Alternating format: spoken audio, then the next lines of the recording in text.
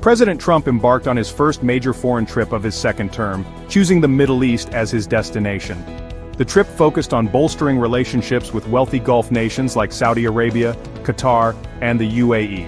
These countries, with their vast oil reserves and strategic importance, became the cornerstone of Trump's foreign policy vision, a model for other nations to emulate. This approach, emphasizing economic and security partnerships over ideological alignment, underscored Trump's transactional diplomacy style. Trump's interactions with Gulf leaders were marked by warmth and camaraderie. He praised their lavish lifestyles and opulent palaces, a stark contrast to the cautious approach of previous administrations. Human rights concerns, a cornerstone of traditional diplomacy, took a back seat as Trump prioritized economic deals and security cooperation. This approach raised eyebrows among human rights advocates but resonated with those who believed in putting America's economic interests first. The centerpiece of the trip was undoubtedly the series of economic deals struck between American companies and their Gulf counterparts. These deals, touted by the Trump administration as evidence of his deal-making prowess, spanned various sectors, from defense to technology. The most significant of these was Qatar's record-breaking purchase of Boeing jets, a deal worth billions of dollars. This focus on economic partnerships extended beyond bilateral agreements. Trump envisioned a broader economic alliance in the region, one that would see Gulf investment flowing into American businesses and infrastructure projects. This, he argued, would create jobs in the United States and bolster the American economy while also strengthening ties with key allies in a volatile region. Beyond economics, Trump sought to position himself as a peacemaker in the region. The ongoing conflict in Ukraine, a festering wound on the global stage, became a focal point of his diplomatic efforts. Trump pushed for direct talks between Russian President Vladimir Putin and Ukrainian President Volodymyr Zelensky, hoping to broker a ceasefire and find a path to lasting peace. While Trump's efforts initially showed promise, with both sides agreeing in principle to a summit, the talks ultimately faltered. Putin's decision to skip the planned meeting in Turkey, citing scheduling conflicts, dealt a blow to the peace process. Trump, visibly annoyed by the snub, publicly expressed his disappointment and stressed the need for a face-to-face meeting with Putin to resolve the crisis. He assured the world that such a meeting was in the works and would happen soon.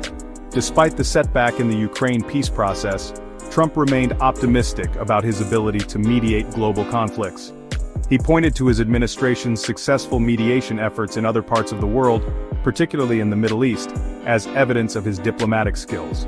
He argued that his unique approach, unburdened by traditional diplomatic protocols, allowed him to connect with world leaders on a personal level and find common ground.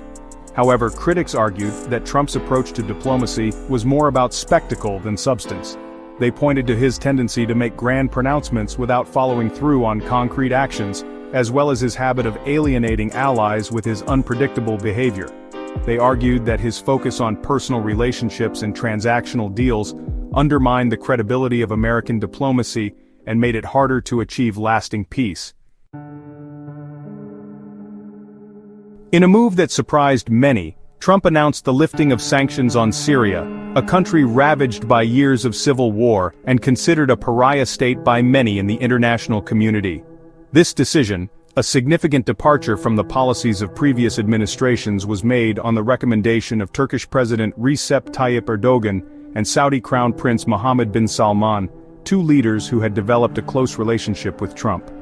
Trump's decision was met with mixed reactions. Supporters argued that it was a pragmatic move that would help stabilize the region and pave the way for reconstruction efforts in war-torn Syria. They also saw it as a way to counter Iranian influence in the country and create opportunities for American businesses in the post-war reconstruction process. Opponents, however, criticized the decision as premature and ill-advised. They argued that it rewarded the Syrian regime for its brutal crackdown on its own people and sent the wrong message to other dictators around the world. They also expressed concern that the lifting of sanctions would benefit Iran and its allies, who had been instrumental in propping up the Syrian regime throughout the civil war. This policy shift on Syria highlighted a recurring theme in Trump's foreign policy, a willingness to break with long-standing American alliances and partnerships in pursuit of what he perceived to be America's best interests. This approach, while praised by some as a refreshing change from the status quo, worried many in the foreign policy establishment who saw it as reckless and detrimental to America's standing in the world. Trump's Mideast tour was not without its controversies. Ethical concerns loomed large, particularly regarding potential conflicts of interest stemming from his family's business ties in the region. Critics pointed to the Trump organization's ongoing business dealings in the Gulf, suggesting that the president's personal financial interests might influence his foreign policy decisions. One specific instance that drew scrutiny was the $400 million Boeing plane gifted to the United States by Qatar, intended for use as Air Force One.